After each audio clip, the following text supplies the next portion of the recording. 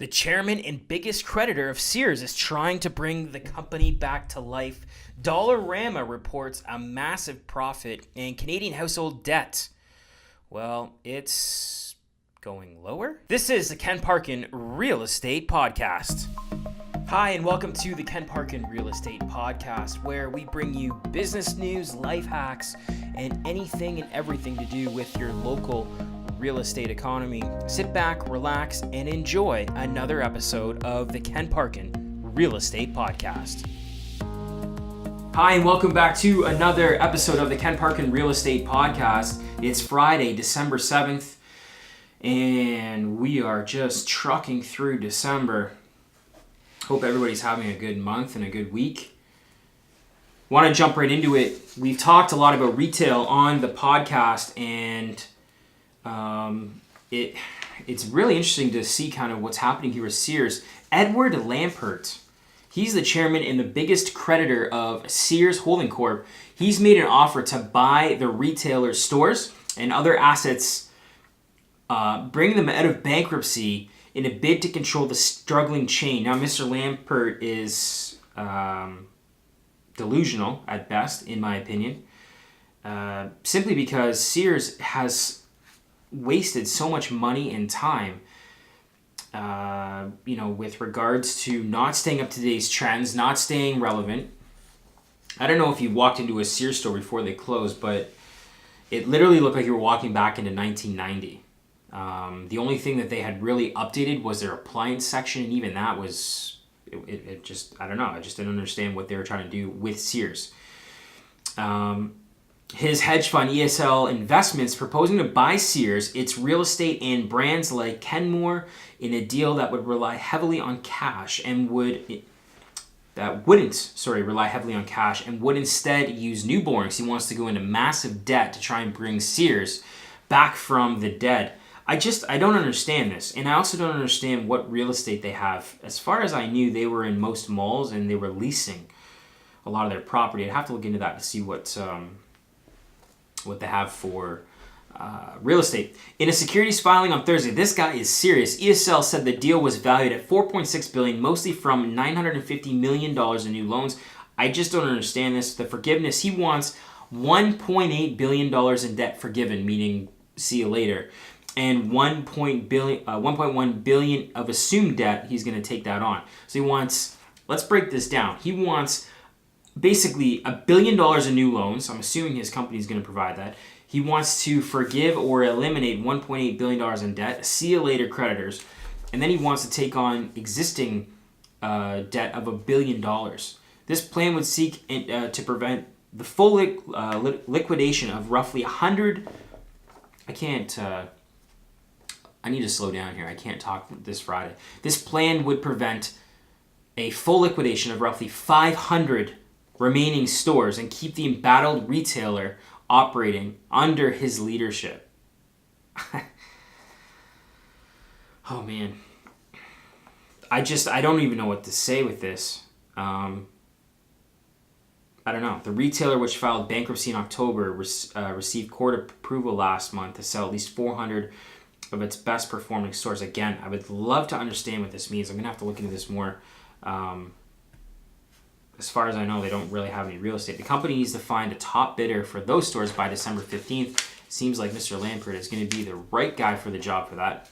ESL was expected to make an offer. He stepped down as CEO when Sears filed for bankruptcy. That's where I get a clue. He's the chairman of Sears, as well as the largest shareholder and creditor through its hedge fund. You can see why he wants to try and make this work, though, because he's the largest shareholder. ESL Investments continue to believe in Sears Holdings' immense potential to evolve and operate profitably. They haven't turned a profit in years.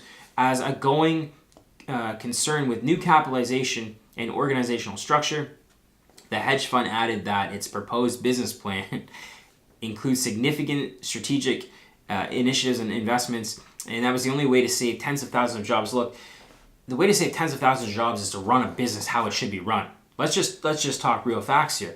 Learn how to adapt with a market that has changed. Learn to adapt with companies like Amazon and a lot of these larger companies like Walmart, Target, a lot of these larger companies are having a very difficult time because a lot of eyeballs are going to Amazon. That's just the reality of it. Most people today, when you're online shopping, are going to Amazon, like it or not. I'm a huge proponent. I love Amazon. They're delivering my coffee in like another 2 hours. I don't have to go get it. Now, that's changing the way that retail business does business. But let's talk real facts here. If you're a retail store and you want to have business, you need to have eyeballs. Bottom line. That's just business 101. If any business, not just retail, people need to know who you are and what you do, and then more importantly, want to do business with you. That's just straight up how business works. Sears, nobody wanted to do business with. You'd walk in, and I'm not going to speak for every Sears employee, but you'd walk in, there was no one looking to help you. No one asked if you needed any help. No one would come up and say, can I get you a different size? Or would you like to look at this appliance? Or would you want to, are you interested in this TV? And whatever their sales tactics were, there was zero sales tactics as far as I'm concerned. And so, and don't get me wrong, I don't want to see Sears or any company go under. That's not the point of what I'm trying to make here. The point I'm trying to make is if you want to really, really get ahead in the retail business, you have to adapt to how the market is changing. Bottom line. Dollarama is reporting 133 million profit in the third quarter. It says it earned 133 million this last quarter, up from 130 million a year ago. I don't know if you've ever been to a Dollarama. Nothing's a dollar anymore. Everything's like $1.25, $2, $3. They need to change their name. It's just not doesn't add up. The retail says a profit amount of 41%, 41 cents per diluted share for the company's third quarter. It's up from 38 cents. Numbers kind of make sense. Analysts, on average, had expected a profit of 42 cents, so they just came under that. Not a huge deal. Sales for the quarter was 864 million. That's a lot of dollars. Up from 810 million, while comparable store sales grew 3.1% compared with growth of 4.6% a year ago. So sales are up because they're increasing the cost that they're selling things on, but the sales are down slightly from last year overall. Dollarama says the rate of comparable store sales in the most recent quarter reflected its decision to strategically limit price increases in the recent quarter. So Dollarama, for a retail store, is having a good year. And quite frankly, I go into Dollarama or dollar stores to get things, for my dog, or really more just for my dog.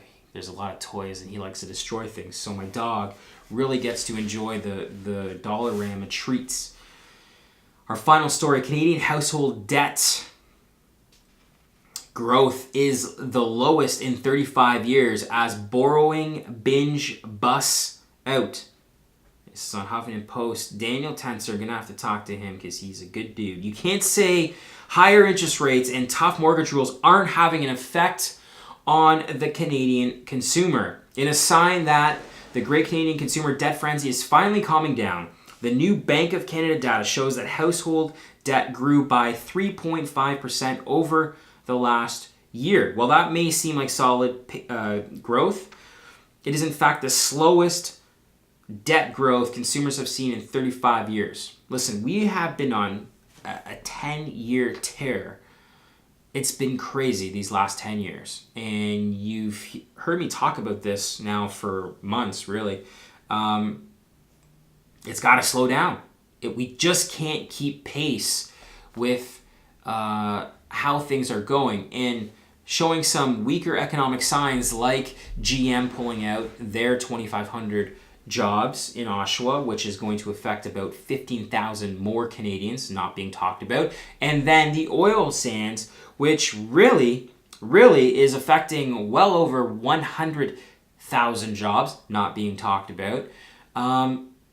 And I don't know if this is a political thing because there's elections coming in the near future, and that's why the media is not really. I don't know. And I've said it from day one. I'm not here to talk politics, but I just don't know why those things aren't being talked about. But the economy is starting to slow down a little bit. So Canadians just aren't buying as much. And that also involves real estate. The pronounced slowdown in Canadian household debt continues unabated, largely due to the cooler housing market, at least in Toronto and Vancouver. The last time Canadians slowed down their borrowing this much was back in 1983. Consumers were under pressure from interest rates like they are today, but rates were much higher back then, with the Bank of Canada's key lending rate peaked at 21%. 21, they're at 1.75. 21% back in the early 80s, as the bank fought against persistent inflation in the economy. I'm not sure if we've learned as a society or a government back from the 80s. I hope we have. Today's interest rates are much lower, but Canadians are carrying much more debt. 1.68 for every dollar of disposable income, making Canadians the most indebted people among G7 countries. Listen, gotta get it together. We have to get it together. And the problem is that we rely so much on our housing economy, on our construction economy, and I'm really hoping, and this is why I was very frustrated when Toronto really didn't make a huge pitch for Amazon. I talked about this in a previous podcast, but we need to bring companies like Amazon into the fold here in our local mix, mainly in Canada, because Amazon's going to bring tens of thousands, if not hundreds of thousands of other jobs, other companies that live off the ecosystem that is Amazon. See, our politicians are very short-sighted. We have to provide the tax breaks and healthcare, everything that is a package and incentive for companies like Amazon. We need to up it even more. We should be wanting to bring these companies in so that these other companies that follow suit. And there's tens of thousands of jobs that are paying significantly more money than what companies really are paying now in our local ecosystem. So we're adding a lot of good high-paying jobs for local Canadians, local Torontonians, local people that are looking for great-paying jobs. Why would we want these companies to go elsewhere? And to say, well, we don't want to give tax breaks. Our whole world is based around tax breaks. Our whole world is based around incentives, and companies will follow. Why do you think GM's pulling out? Think about this. Why is GM pulling out of Ontario? It just doesn't make sense to work here anymore for them. They made, and by the way, they made $6 billion last year with a B.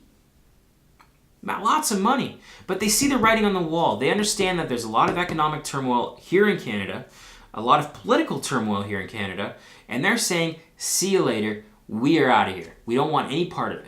And I don't blame them. Listen, if you don't have a fertile ground to grow a business in, which they did for like 30 to 40 years, and they weathered some crazy economic storms and got bailed out by the governments. So I'm not taking GM's side, but I don't blame them when I look at it and go, we need to reform how we do business. And we as Canadians, we as Ontarians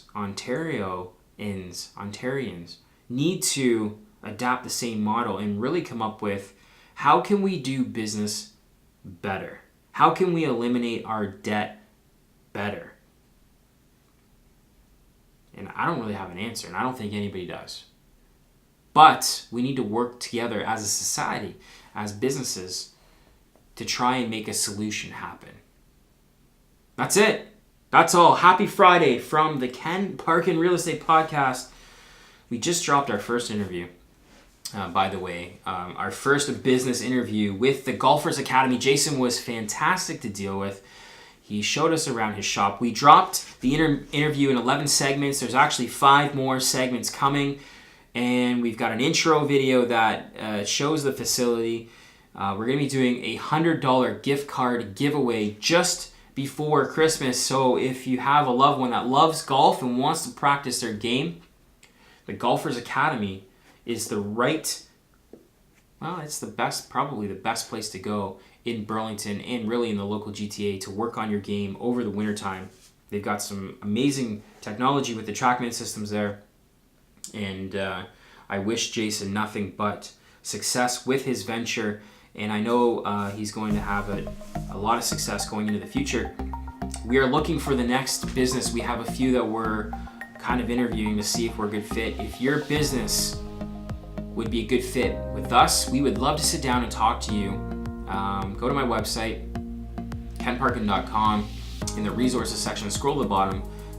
It'll say business owners, and you can enter your information there. I have a quick video of what we do.